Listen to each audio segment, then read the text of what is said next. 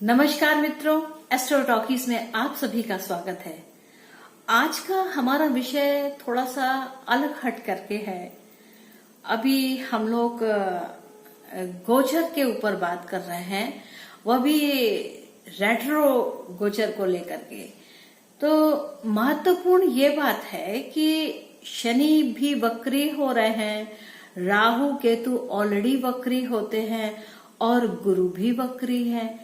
तो ये इन 4-5 महीने जो मई से लेकर के और अगस्त सितंबर तक जो ये वक्रीय चलेगी चाल, तो ये हमारे जीवन को कैसे प्रभावित करने वाले हैं, हम लोग इस एपिसोड में ये जानने का प्रयास करेंगे। वक्रीय गोचर तो हो ही रहा है, लेकिन वो कई प्लैनेट्स का हो रहा है, तो और जो कि बड़ी ही महत्वपूर्ण भूमिका निभाते हैं। जैसे गुरु का वक्री हो जाना, शनि का भी वक्री हो जाना, राहु और केतु का वक्री हो जाना, और मतलब ये जो तीनों ही हैं, राहु केतु और गुरु और शनि, ये हमारे जीवन में बड़े ही निर्णायक फैसले लेकर के आते हैं। और उस पर जब ये वक्रीय होते हैं तो ये हमें कैसे परिणाम देने वाले हैं, हम लोग इस एपिसोड में ये जानने का प्रयास करेंगे कि ये इनका रिजल्ट्स कैसा आएगा। वैसे तो जो जुपिटर है और जो शनि है, ये दोनों न्यायोचित फलदाता है, और राहु केतु तो बस बीच में करेक्शन करने के लिए आते हैं।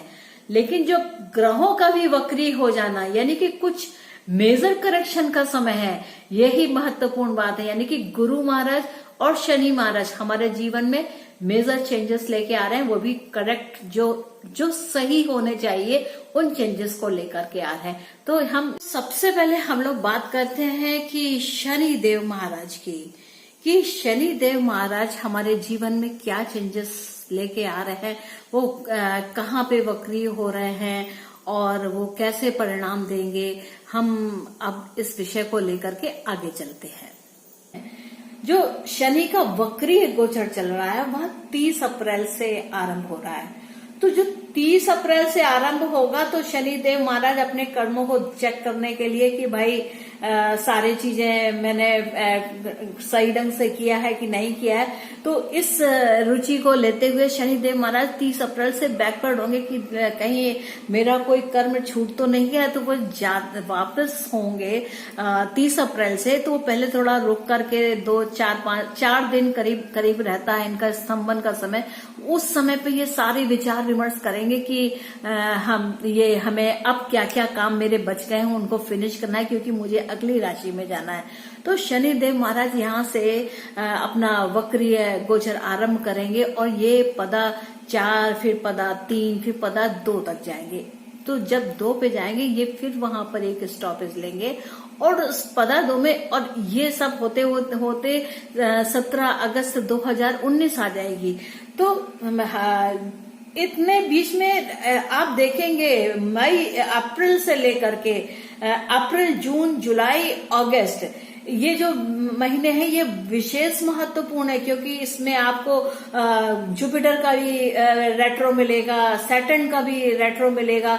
तो 17 सितंबर 2019 तक जो शनि देव महाराज हैं वो सब करेक्ट करते हुए आएंगे, और वो सब देख लेंगे कि हाँ भाई सब चीजें सही ढंग से हो गई हैं या नहीं हो गई हैं। और इसके बाद वहां से वह मकर राशि की ओर बढ़ना शुरू हो जाएंगे कि चलिए, मैंने धनु राशि के लिए जो चीजें आवश्यक थी वो मैंने कंप्लीट कर ली, अब मैं मकर राशि की ओर बढ़ता हूँ। यानी कि और मकर राशि तो शनिदेव महाराज की खुद की राशि है, तो क्या कहने, उनको आनंद ही आ जाएगा। तो इस तरीके से वो आगे बढ़ जाएंगे। अगर हम राहु की बात करें, तो राहु मिथुन राशि में पुनर्वसु नक्षत्र में है। यानी कि पुनर्वसु नक्षत्र यानी कि रिहैबिटेशन, किसी काम का सही तरीके से स्टैब्लिश होना, रीस्टैब्लिशमेंट होना। तो यहाँ पे राहु देव मिथुन राशि में अपना किसी चीज को पुनः व्यवस्थित करने में लगे रहेंगे। और अगर हम केतु देव की बात करें, तो केतु देव उत्तराषाढ़ा नक्षत्र में है जो कि धनु राशि में उत्तराषाढ़ा नक्षत्र का पदा 1 है। तो धनु राशि में क्या क्या चीजें हो रही है? धनु राशि में शनि देव हो रहे हैं, धनु राशि में गुरुदेव हो रहे हैं, धनु राशि में केतु देव हो रहे हैं। तो यहाँ पर क्या है कि 3 वक्री ग्रहों का जो समावेश है वह धनु राशि में हो रहा है, और उसके जस्ट अपोजिट में मिथुन राशि में राहु देव है, और इन तीनों ग्रहों की जो दृष्टि है वह मिथुन राशि में पड़ रही है। तो महत्वपूर्ण क्या हो जा रहा है कि धनु राशि और मिथुन राशि ये दोनों के ऊपर बहुत बड़ा प्रभाव पड़ने वाला है। मतलब एक ऐसा सिस्टमैटिक चेंज आने वाला है, जो व्यवस्थाएं शायद अभी तक अव्यवस्थित थी वह व्यवस्था में आने वाली है। तो यहाँ पर यह गोचर इस प्रकार प्रभावित करेगा, ये बहुत ही महत्वपूर्ण बात है। अब देव गुरु माने देवताओं के गुरु, यानी कि बहुत ही नॉलेजेबल पर्सन, दैट इज गुरु। और जब ज्ञान होता है तो आपका विस्तार भी होता है। यही एक बहुत बड़ी बात है कि जिसे कहते हैं ना, the Jupiter is the planet of expansion. तो जो एक्सपेंशन है ना, जब ज्ञान होगा तो ही तो आप एक्सपेंशन करेंगे। तो ये है गुरुदेव। और जैसे नॉर्मल लैंग्वेज में लोग बोलते हैं बृहस्पति, तो अगर उसका हम रियल वर्ड अगर हम देखें तो वह है बृहस्पति, यानी कि जो आपकी वृद्धि करते हो वो व्यक्ति आपका बृहस्पति। और ये वृहद कौन कराएगा? वो तो गुरु कराएगा, क्योंकि गुरु ही ज्ञान है। अब ये ज्ञान के लिए कोई छोटा व्यक्ति, बड़ा व्यक्ति या कोई भी हो सकता है, वो आपका गुरु है। तो जो ज्ञान आपका विस्तार कर दे वही आपका गुरु है। तो ये है आपका गुरु का काम। अब गुरुदेव जो है ये नॉलेज है, विजडम है, फिलॉसफी है और ओन फिलॉसफी है। एक तरीके से जो गुरु है वह आपके अंतःकरण की आवाज है, आपका ईश्वर से पाई हुई शक्ति का एक विवेक है, जो आप अपने समय समय पर अपने ज्ञान को बता करके लोगों का उद्धार करते हैं। तो वो ही गुरु है। अब जैसे गुरु जो है वो मंगल की तरह ही एक वाह्य प्लेनेट है, यानी कि वो सूर्य के आसपास चक्कर नहीं काटते हैं, वो थोड़ा दूर रहते हैं। अब दूर रहने का कारण क्या है कि एक होता है कि सूर्य की जो प्रकृति होती है कि उसके चारों तरफ सारे ग्रह चक्कर काटते हैं, पर जो गुरु होता है उसके चारों तरफ सारे ग्रह चक्कर नहीं काटते हैं। गुरु कहते हैं मैं यहाँ पर हूँ, आप में से जिसको भी ज्ञान लेना हो वो मेरे नजदीक में या मेरे सानिध्य में या मेरे संरक्षण में आकर के मुझसे ज्ञान ले। तभी जो गुरु की जो दृष्टियां है ना, वो पंचम दृष्टि, सप्तम दृष्टि और नवम दृष्टि, तो ये इन दृष्टियों के माध्यम से भी गुरु दूर से ही बैठ करके आपको नॉलेज देते रहेंगे। यही एक गुरु है। तो भी आज के समय में अगर हम देखें तो नवम दृष्टि को अगर हम कहें तो इंटरनेट के द्वारा गुरु, ये एक गुरु की महिमा है कि इंटरनेट के जैसे बहुत सारे जगह पर लेसन्स पढ़ाए जाते हैं, तो आज टेक्नोलॉजी के माध्यम से बहुत जगह पर आप ये लेक्चर्स दे करके ज्ञान को बांटा जाता है। तो ये भी एक गुरु है। तो हमें ये समझना चाहिए कि गुरु क्या चीज है। अब गुरु करते क्या है? गुरु हमको हमारे ज्ञान में वृद्धि करके हमारा विस्तार करते हैं, ये इनका मुख्य कार्य है। अब जब ये वक्री हो जाएंगे तो ये करेंगे क्या? सब लोग कह रहे हैं कि वक्री हो रहे हैं, अब उल्टी चाल चलेगी, तो अब क्या करेंगे? तो एक्चुअल में ये वक्री हो रहे हैं, तो यानी कि अब बिल्कुल ताकत और मजबूती के साथ आ रहे हैं। जो भी आपके जो टॉपिक्स थे या आपके विषय थे या आपके जो मुख्य कार्य थे, जो उस गुरु के गोचर के दौरान में जो अभी तक वृश्चिक राशि में गोचर चल रहा है वो होने वाले थे और वो नहीं हो पाए। क्योंकि यहाँ पर देखिए हम अगर करंट गोचर को अगर लेंगे तो वृश्चिक और धनु के बीच में ये सारा वक्री का जो पूरा खेल है ये इस प्रकार से हो रहा है। तो सबसे पहले हम लोग समझते हैं कि इनकी मेन डेट्स क्या हैं और वो कहाँ से वक्री होना शुरू कर रहे हैं, इस चीज को हम लोग समझते हैं। अब देखिए जो गुरुदेव बृहस्पति है वह 10 अप्रैल से धनु राशि में वक्री हो रहे हैं और इनका जो समय है वह 10 अप्रैल को रात्रि में 9:45 से 50 मिनट के बीच में है। वो जगह के हिसाब से आपका जो भी प्लेस है उसके हिसाब से कुछ मिनट्स का डिफरेंस रहेगा। तो गुरु जो है वह 0 डिग्री धनु राशि में 0 डिग्री 14 मिनट और 44 सेकंड के आसपास से ये यहाँ से वक्री होना शुरू करेंगे। अब जब यहाँ से ये जो वक्री हो रहे हैं कि यहाँ पर मूल नक्षत्र है और जो गुरुदेव है वह मूल नक्षत्र के प्रथम चरण में है। तो यहाँ पर ये सबसे ज्यादा ध्यान देने की बात है कि गुरुदेव मूल नक्षत्र यानी कि केतु नक्षत्र के प्रथम चरण में है और प्रथम चरण का जो स्वामी है वह मंगल है क्योंकि वह मेष नवमांश के अंतर्गत आता है। तो ये यहाँ पर ये चौथे चरण का स्वामी मंगल होता है और ये मेष नवमांश के अंतर्गत आता है। अब केतु है तो क्या है, केतु क्या है कि वो किसी भी उसका रूट पॉइंट है। अब जैसे कोई वृक्ष है उस वृक्ष का के नीचे पर जो सबसे लास्ट पॉइंट होगा वो पॉइंट केतु का जो है वो प्रथम चरण वहां से है। तो यहाँ पर क्या ध्यान देने का, अब इस पॉइंट को आप याद रखिएगा कि जो केतु महाराज है वो यहाँ पर हैं और स्थिति जो मंगल की है वह है वृषभ राशि में और उसका भी जो चरण स्वामी है मैं अभी बताती हूँ। और जो मंगल का जो चरण स्वामी है वो रोहिणी नक्षत्र में है और रोहिणी नक्षत्र के भी प्रथम चरण में है और प्रथम जो चरण है रोहिणी का वह भी मंगल से संबंध रखता है, यानी वह भी एरिस नवमांश में आता है यानी कि मेष के नवमांश में आता है। तो क्या पिक्चर दिख रही है कि गुरु का भी जो है मेष नवमांश में जा रहा है और मंगल का भी मेष नवमांश में जा रहा है, यानी कि मेष राशि किसी तरीके से इग्नाइट होने वाली है।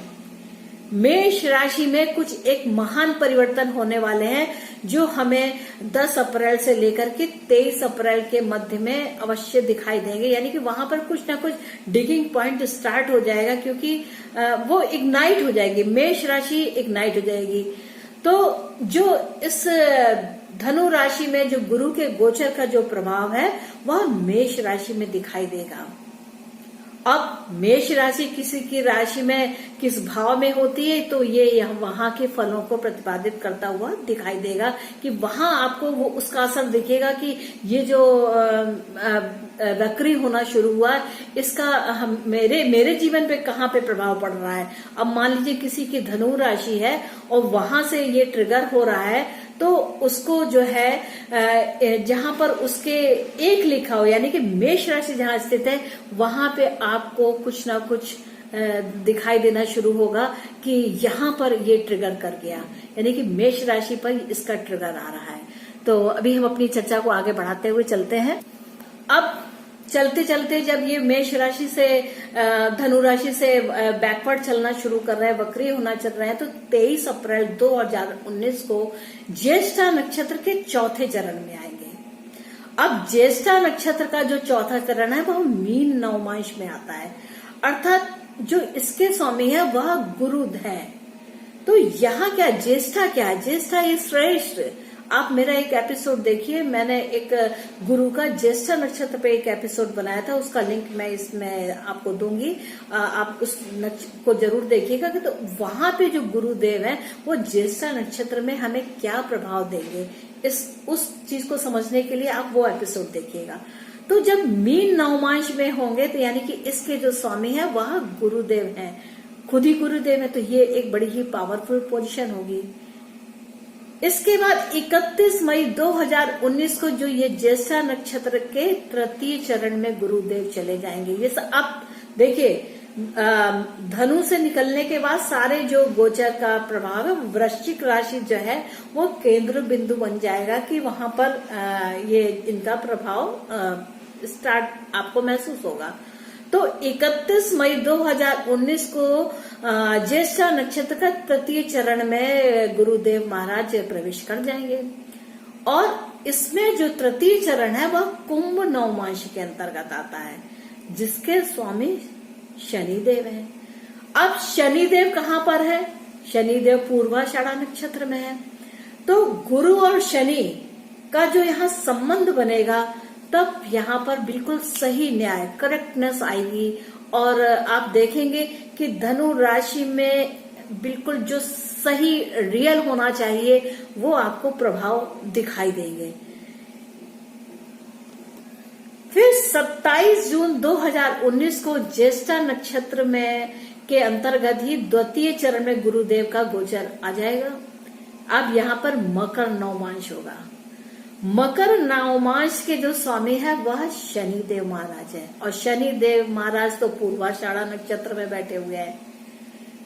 अब आप लोग सोचेंगे कि जब ये मकर नवमांश में गया है तो ये तो बृहस्पति नीच का हो जाएगा, लेकिन ऐसा नहीं है। आप नवमांश का देखिएगा तो उसमें आपको पता चलेगा कि ये नीच के नहीं, उस समय पर जो शनिदेव महाराज है वह उच्च के हो जा रहे हैं नवमांश में। तो जो मकर गुरुदेव का जो नीच का जो हम लोग सोच रहे हैं कि यहाँ पर आकर ये नीच के फल देंगे, पर ऐसा नहीं होगा। वहां पर इन जो शनि महाराज हैं वो उच्च के हो जाएंगे नवमांश में, तो इन नीच के फल आपको नहीं मिलेंगे। तो यहाँ पर ये महिमा आपको मिलेगी। तो कुल मिलाकर के जो ये गोचर है ये एक बिल्कुल किसी काम के संपादन का सही समय है। जैसे हम लोग किसी चीज की सही करने का प्रयास करते हैं, तो यहाँ पर जो ये गुरु वक्री और शनि वक्री का जो ये गोचर आ रहा है, ये किसी चीज को बिल्कुल लाइन अप करने का समय है, किसी चीज के करेक्टनेस का समय है। तो ये वो समय आ रहा है।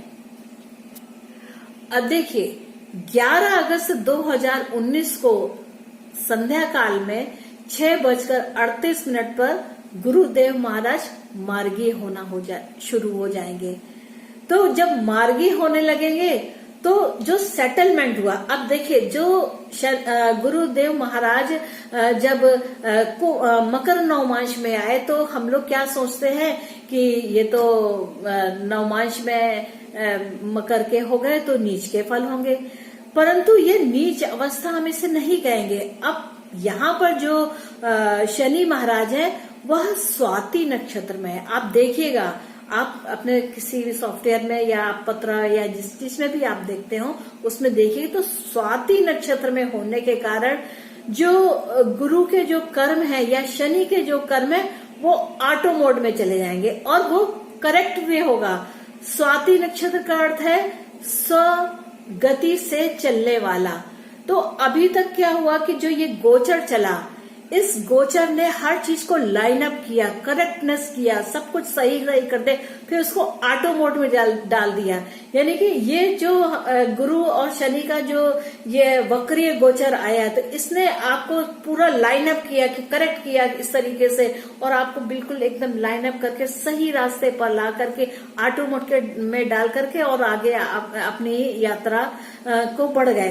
तो यहाँ पर हम लोग को यही एक बड़ी खूबसूरती मिलती है कि कैसे गुरु और शनि अपने अपने गोचर करके अपनी अपनी कलाएं दिखा करके कभी मार्गी चाल, कभी वक्रीय चाल, ये करके कैसे हमारे जीवन को प्रभावित करते हैं और हमें कैसे अपने सही रास्ते पर ले आते हैं। अब इस पूरे गोचर में यानी कि अगर महीने लें तो मई, जून, जुलाई, अगस्त, ये जो 4 महीने हैं यह गोचर की दृष्टि से बहुत ही महत्वपूर्ण है। इसमें गुरु, शनि, राहु, केतु ये सभी जो है वक्री रहकर अपनी विभिन्न कलाएं दिखा करके अचंभित हो जाने वाले फलों को प्रतिपादित करेंगे। और आप देखेंगे कि जो असंभव से काम थे, जो शायद आप कभी सोचते नहीं थे कि ऐसा भी हो सकता है, वो ऐसे काम यहाँ पर होने वाले हैं। और महत्वपूर्ण बात यह कि सारे के सारे जो परिणाम है वो पॉजिटिव हैं। अनेक सत्य पर आधारित परिणाम होंगे, ये इस पर आधारित नहीं होंगे कि कोई भी गलत काम हो जाए, नहीं, क्योंकि धनु राशि है, वह सात्विकता की राशि है और वह सत्य को उजागर करने में सफल होगी, सत्य पर काम करने में सफल होगी, क्योंकि गुरु और शनि दोनों ही निर्णायक फैसले देने वाले हैं।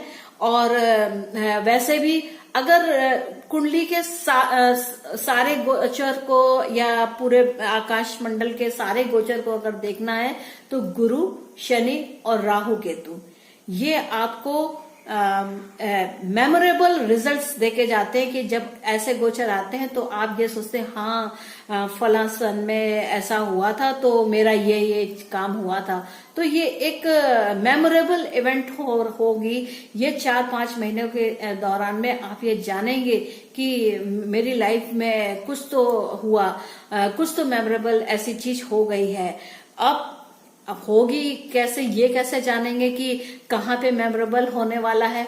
तो इसके लिए आप उस कुंडली का भाव देखिए, जो भी आपकी कुंडली हो उसका भाव देखिए। प्रथम भाव है, द्वितीय भाव है, द्वितीय भाव जिससे वाणी का भाव हो गया, खाने का भाव हो गया, तृतीय भाव आपकी मेहनत का भाव हो गया।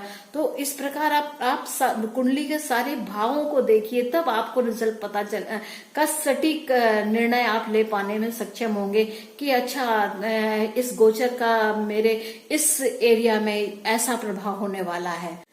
तो मित्रों, ये थी मेरी एक बड़ी संक्षिप्त सी समीक्षा कि कैसे हमको ये गोचर हमारे जीवन को प्रभावित करने वाला है। गुरु का गोचर, शनि का गोचर और राहु का गोचर और केतु का भी गोचर, तो ये हमारे जीवन में कैसे प्रभाव देने वाले हैं। तो इस चीज को हम ध्यान में सभी लोग रखें कि अप्रैल, मई, जून, जुलाई और अगस्त ये महीने जो है बहुत ही महत्वपूर्ण। अप्रैल से इनिशिएशन स्टार्ट हो जाएगा किसी काम के होने का, और मई, जून, जुलाई, अगस्त तक एक निर्णायक रिजल्ट सामने आएगा कि अच्छा ऐसा काम हुआ। तो ये मेरी एक छोटी सी समीक्षा थी इस गोचर को लेकर, वक्रीय गोचर को लेकर के। अगर आपने ये एपिसोड एंजॉय किया हो तो then please do like, share and subscribe my channel Astro Talkies. And thank you, bye. I will come again with new ideas and new topics. Thank you. Bye.